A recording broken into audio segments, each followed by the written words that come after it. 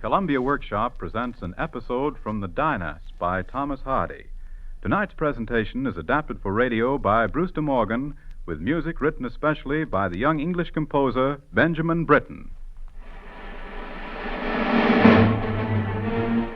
Hardy's masterpiece, written in 1903, is a monumental epic drama of the Napoleonic era.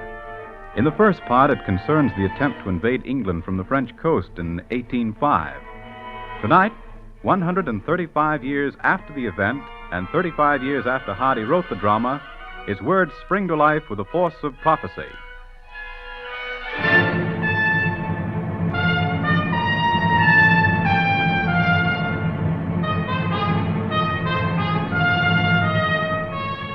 Now mellow-eyed peace is made captive, and vengeance is chartered to deal forth its dooms on the peoples with sword and with spear.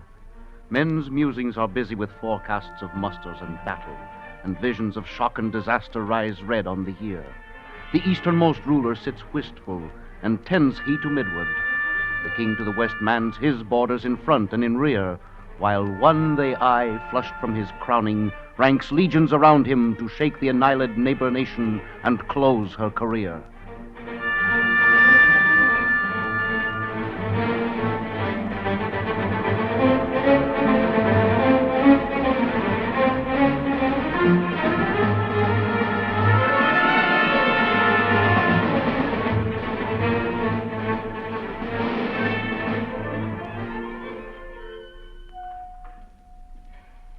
Float now above a timeless void where centuries are not and worlds are indiscernible.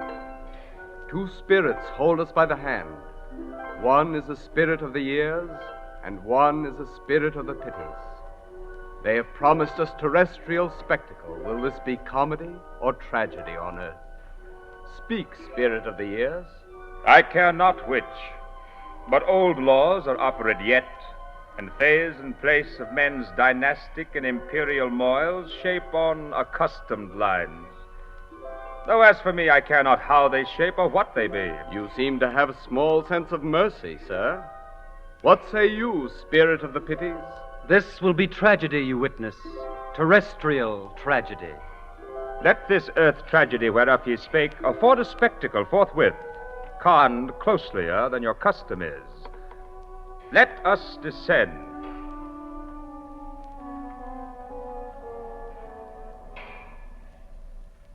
The nether sky opens, and Europe is disclosed as a prone and emaciated figure, the Alps shaping like a backbone, and the branching mountain chains like ribs, the peninsular plateau of Spain forming a head. Broad and lengthy lowlands stretch from the north of France across Russia like a gray-green garment, hemmed by the Ural Mountains and the glistening Arctic Ocean.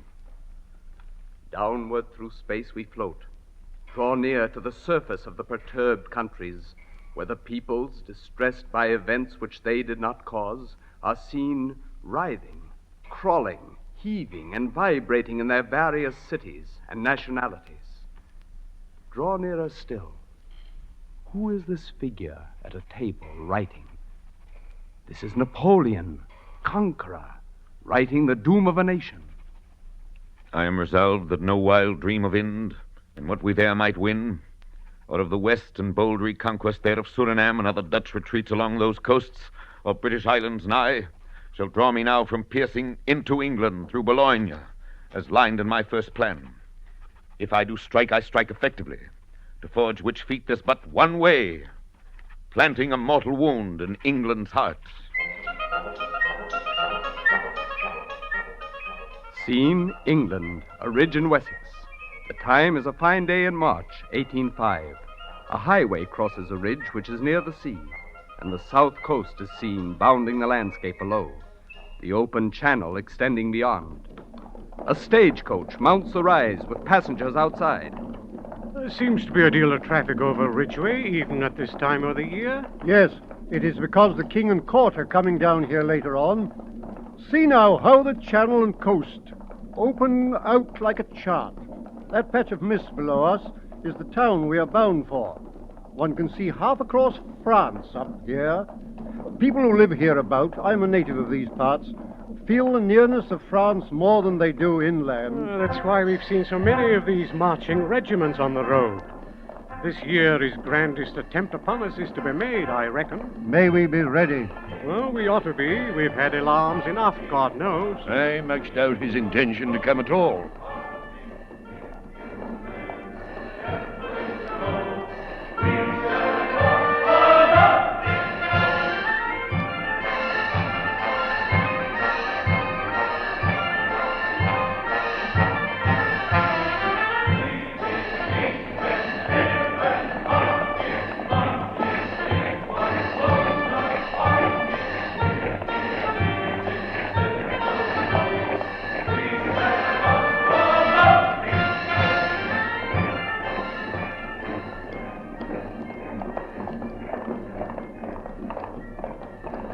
Is there truth in it that Bonaparte wrote a letter to the king last month? Yes, sir. A letter in his own hand, in which he expected the king to reply to him in the same manner. And was Boney's letter friendly?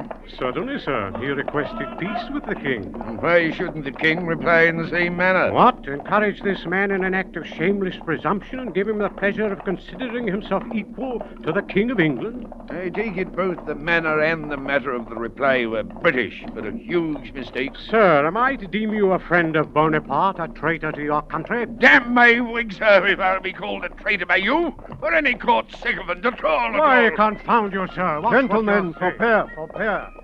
Should such differences be suffered to arise on a spot where we may, in less than 3 months, be fighting for our very existence, this is foolish, I say.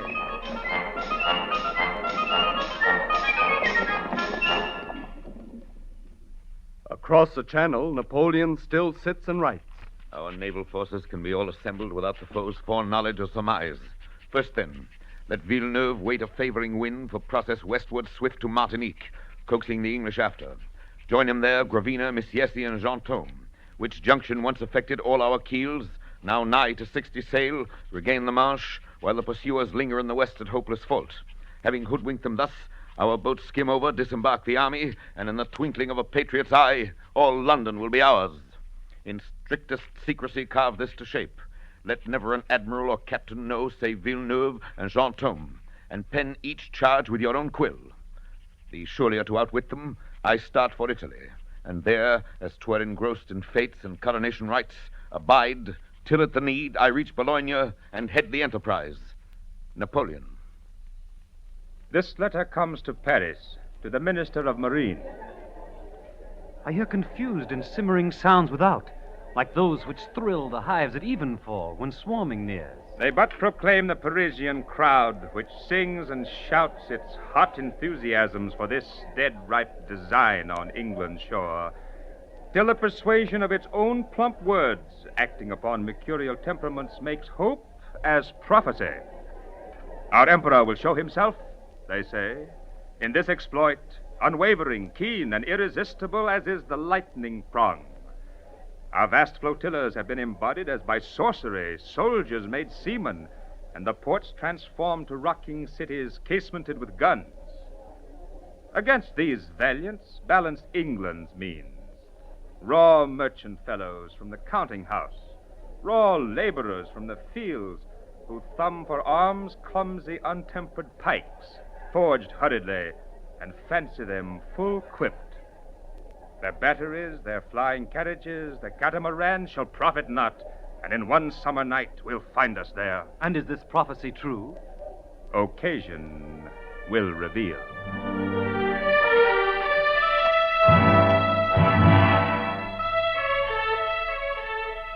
England stands forth to the sword of Napoleon nakedly. Not an ally in support of her. Men and munitions dispersed inexpediently, projects of range and scope poorly defined, and feastingly, earnestly voices grow audible, holding as hapless the dream of home guardianship, tardy, inept, and uncouthly designed. London, the House of Commons. This is an act that labors to create a standing army, large and permanent. An act for our defense. It weakens, not defends. Against the threatenings from yonder court, I say we stand prepared.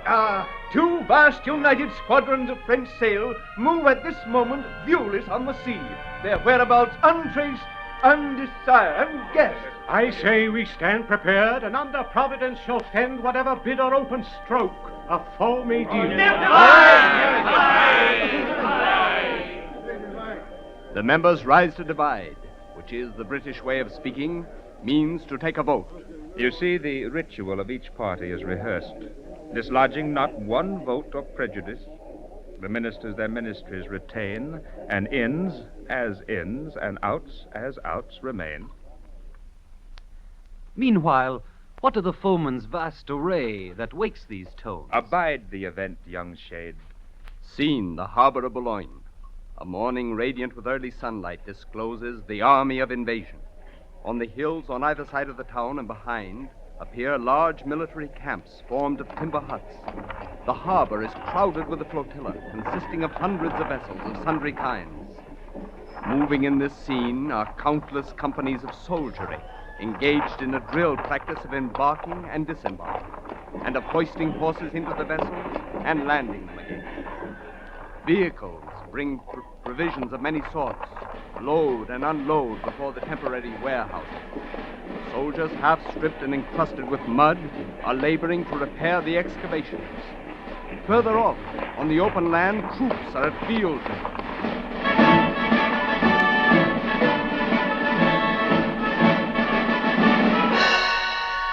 The scene dims as the clouds close over. These motions and maneuvers have stretched the English mind to wide surmise. Many well-based alarms, which strange report much aggravates as to the pondered blow, flutter the public pulse. All points in turn, Malta, Brazil, Wales, Ireland, British Ind, being held as feasible for force like theirs, of lavish numbers and unrecking aim. Where is Nelson? Questions every tongue. Where is Nelson and the English fleet? Scene England, South Wessex, an open down near the coast, a wide view over the English Channel in front, including the Isle of Slingers and its roadstead, where men of wars and frigates are anchored. The hour is 10 in the morning, and the sun glows upon a large military encampment round about the foreground, and warms the stone field walls that take the place of hedges here. Artillery, cavalry, and infantry draw up for a review, forming a vast military array which extends 3 miles, and as far as the downs are visible. In the center, by the royal standard, appears King George on horseback in his suite.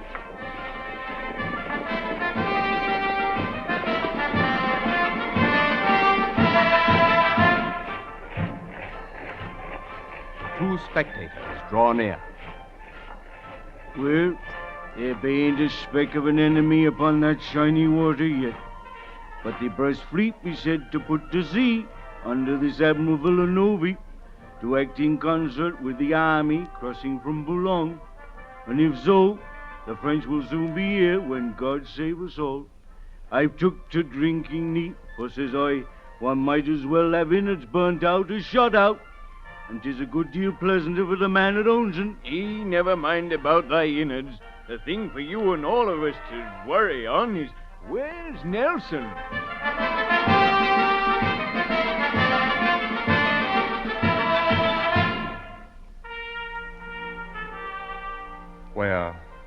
Where is Nelson? Questions every tongue.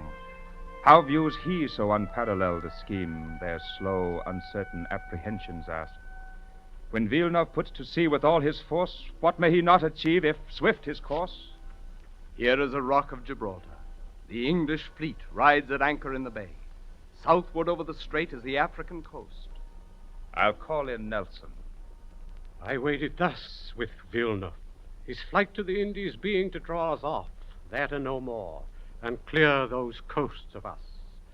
My word for it, Napoleon makes for the Wessex shore, and in this vast squadron, handled by Villeneuve, is meant to cloak the passage of our strength, masked in those transports, we being elsewhere by feigning forces.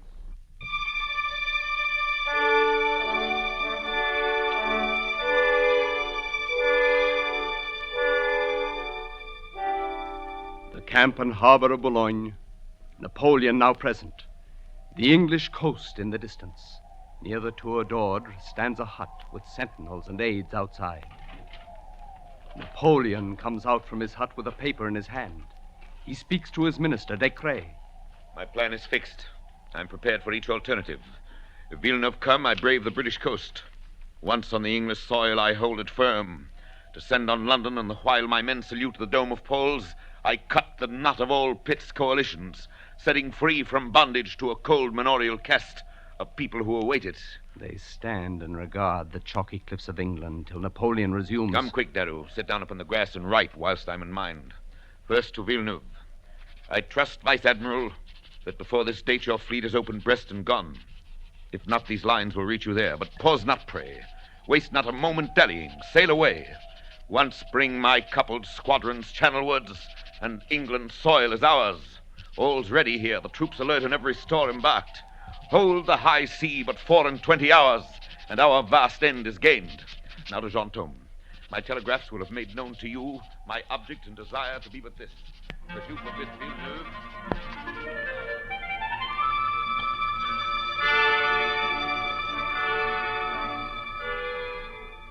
And now once more to England. This is Rainbarrow's beacon, Egdon Heath.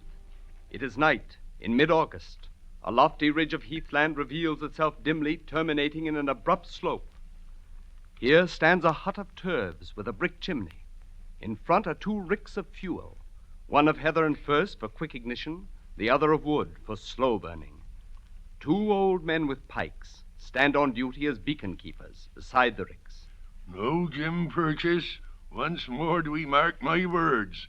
Blacken be the point we gotta watch, and not King's beer, and I'll explain for why. If Bonaparte to land anywhere hereabouts, 'twill be inside Dead Man's Bay, and the signal'll straightway come from Blackton. But there thou stand, glowing and staring with all thy eyes at Kingsbeer. I tell thee what it is, Jim Purchase, thy brain be softening, and thee be getting too old for business of state like ourn. You let your tongue rack your few reams of good breeding, John. The words of me Lord Lieutenant was, whenever you to see Kingsbeer ill-beaten fire to the eastward, or Blacken to the westward, light up, and keep your second fire burning for 2 hours. Was that our documents, or wasn't it? I don't gainsay it.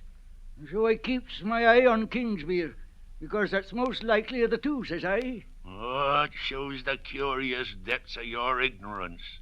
However, I'll have patience and say on. Did thee ever learn geography? No, nor no other corrupt practices. I'll have patience, and put it to thee in another form. Does thee know the world be round, eh? I warrant doesn't. I warrant I do. Suppose, then, my hat be the world. And there as might be to stand the camp of Belong, where Boney be. The world to go round, so, and Belong to go round too. 12 hours to pass, round to go the world, still, so. Where's Boney now, eh? Well, Who goes there? Friend or foe in the king's name? Peace of trumpery. Who goes yourself? What do you talk on, Joe Whiting? Can't your eyes earn their living any longer, then, that you don't know your own neighbours? 'Tis Private Cantle of the locals and his wife Keziah, down at Bloom's End. Who else should it be? A form of words, Mistress Cantle, no more. Strict watch and ward be our only horn of salvation these times. But, dear woman, why ever do we come lumbering up to Rainbarrows at this time of night? We've been troubled with bad dreams, owing to the filing out at sea yesterday, and at last I could sleep no more, feeling sure that summat boded of his coming. Not a sign nor a sound. All be so still as a churchyard. And I'll be your good man. I be all right. I were in the ranks, helping to keep the ground at the review by the king this week. I've come home on a night's leave. Off there again tomorrow. Boney's expected every day, thank God. Yes, our hopes are to be fulfilled soon, as we say in the army. There, Candle, don't thee go speaking quite so large, nor stand so over upright. Your back be as holler as a fire dog's. And mind thee don't go taking to the heels when the next alarm comes, like thee did at last year. Me take to me heels? Why, look! Look at yonder light. The light! That be it! That's done. I knew 'twould be by Dead Man's Bay. See how it grows. He's come. Bonaparte's come. Come he is, though you do say it. This be the beginning of what England's waited for. Just what you were thanking God for by now, Private Cantle. My meaning was no Oh, why hadn't I married a fiery soldier? We can't heed your innocent pratings any longer, neighbours, being in the king's service and hot invasion on. Fall in, mate. Straight to the tinder box. Quick, march. The old men hasten to the hut and strike a flint and steel. Returning with a lit lantern, they ignite a wisp of furs, and with this set the first stack of fuel in a blaze. The private of the locals and his wife hastily retreat by the light of the flaming beacon, under which the purple rotundities of the heat show like bronze, and the pits like the eye sockets of a skull.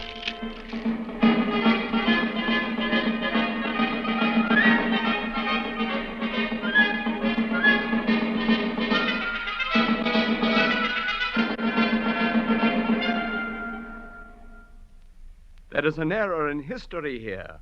Speak to them, spirit of the years. Don a country garb and speak to them. Whither so fast, good neighbors? Bonaparte's landed.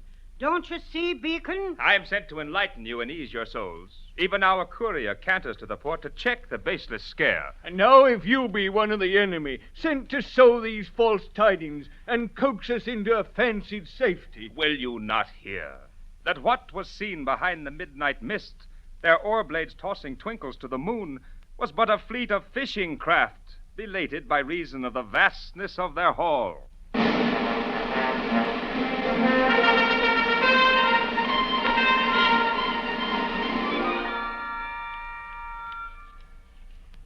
Boulogne, a room in the chateau which is used as the imperial quarters. The Emperor Napoleon seated at breakfast. Monsieur, the Admiral Descrais awaits a moment's audience with your Majesty, or now, or later. Bid him come in at once. At last Villeneuve has raised the Brest blockade. Good morrow, sire. What of the squadron's movements, good Descrais? Brest opened and all sailing channelwards like swans into a creek at feeding time? Such news was what I'd hoped, your Majesty, to send across this daybreak. But events have proved intractable, it seems, of late, and... Well? Sire, at the very juncture when the fleet sailed out from Ferrol, fever raged aboard. Mischief assailed our Spanish comrades' ships. Several ran foul of neighbors, whose new hurts demoralized the whole, until Villeneuve, judging that Calder now with Nelson rode, and prescient of unparalleled disaster if he pushed on in so disjointed trim, bowed to the inevitable, and thus perforce steered southward into Cadiz. What?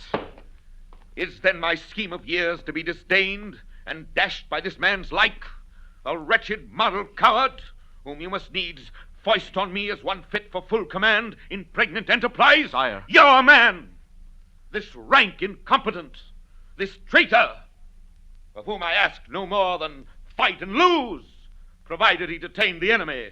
A frigate is too great for his command. Sire. What shall be said of one who, at a breath, when a few casual sailors find them sick, when falls a broken boom or slitten sail, when rumor hints that Calder's tubs and Nelson's may join and bob about in company, is straightway paralyzed and doubles back on all his ripened plans? Bring him! Aye, bodily! Hail him out from Cadiz, compel him up the channel by main force, and having doffed him his supreme command, give the united squadrons to Jontome. I speak, but I'm unable to convince. True is it that Villeneuve has been my friend since boyhood made us schoolmates, and I say that he would yield the heel drops of his heart with joyful readiness this day, this hour, to do his country service. Yet no less is it his drawback that he sees too far. Sire, he is no coward. Well, have it so. What are we going to do? My brain has only one wish: to succeed. My process would be thus: to harass the English till the winter time, then rendezvous at Cadiz, where leave half to catch the enemy's eye and call their cruisers, while rounding Scotland with the other half you make the channel. And what if they perceive our Scottish route and meet us eastwardly? I have thought of it and planned a counter-move. I'll write the scheme more clearly and at length and send it hither to your Majesty. Do so forthwith. Send me in Darrow. You called, sire? Here's Darrow. Darrow, sit down and write. What think you, Villeneuve has just turned tail and run to Cadiz. So quite postponed. Perhaps even overthrown my long project against yonder shore. Think of it, Darrow! My God, how can I talk thereon? A plan well judged, well charted, well upreared, to end in nothing. Sit you down and write. Write this. Oh, bold-faced, 'tis indeed. Write! I wait, Your Majesty. Oh. First Bernadotte. Yes. Bernadotte moves out from Hanover through Hesse upon Würzburg and the Danube. Marmont from Holland bears along the Rhine and joins at Mainz and Würzburg Bernadotte. While these prepare their routes, the army here will turn And now, the divisions of the army for the invasion of England turn their faces eastward for the long journey toward the Rhine and the Danube. By the Black Forest feign a straight attack, the while our purpose is to skirt its left, meet in Franconia, Bernadotte, and Marmont, traverse the Danube somewhat down from Ulm, and trap the Austrian columns by their rear, surround them, take them, march upon Vienna, where, Austria settled, I engage the Tsar, while Massena detains in Italy the Archduke Charles. Emperor, sire. Foreseeing such, who spoke to me? Not I, sire, not a soul. Bonaparte. Didst call my name? I spoke not, sire. Napoleon. What of England? To England afterwards. As it may be.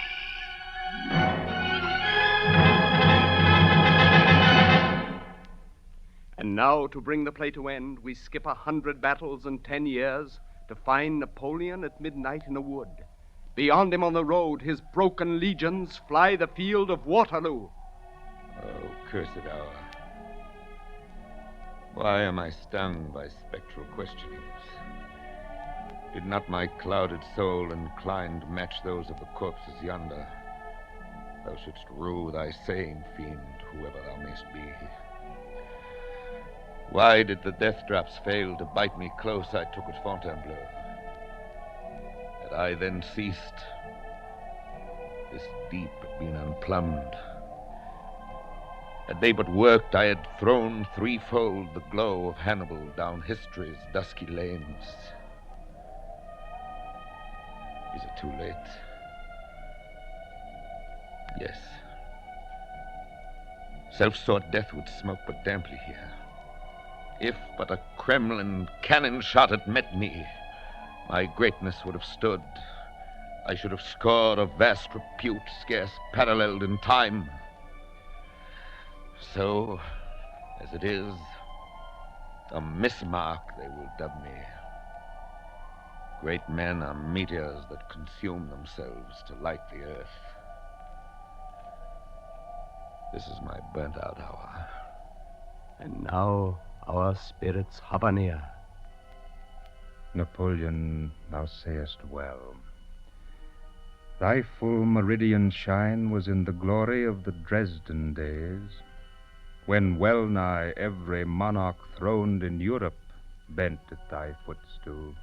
Saving always England. Rightly dost thou say well-nigh, not England's. She whose tough and eyelid, self-centered, kindless craft has tracked me, spring me, thumb me by the throat, and made herself the means of mangling me. Yea, the dull peoples and the Dynasts both, those counter-castes not oft adjustable, interests antagonistic, proud and poor, have for the nonce been bonded by a wish to overthrow thee.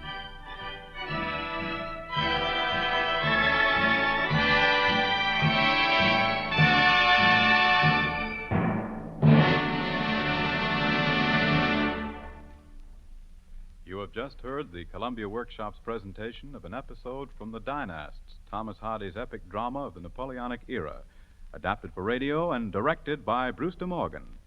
The original music was especially written by the young English composer Benjamin Britten and the orchestra conducted by Victor Bay. The cast was headed by Martin Gable as Napoleon, House Jameson as the first spirit, Sidney Smith as the second spirit, and Alexander Kirkland as the narrator. Next week, the Columbia Workshop will present a radio adaptation of And to Think I Saw It on Mulberry Street by Dr. Seuss. The adaptation in new radio technique is by Nyla Mack and Earl Thomas, with an original musical score by Charles Paul. This is the Columbia Broadcasting System.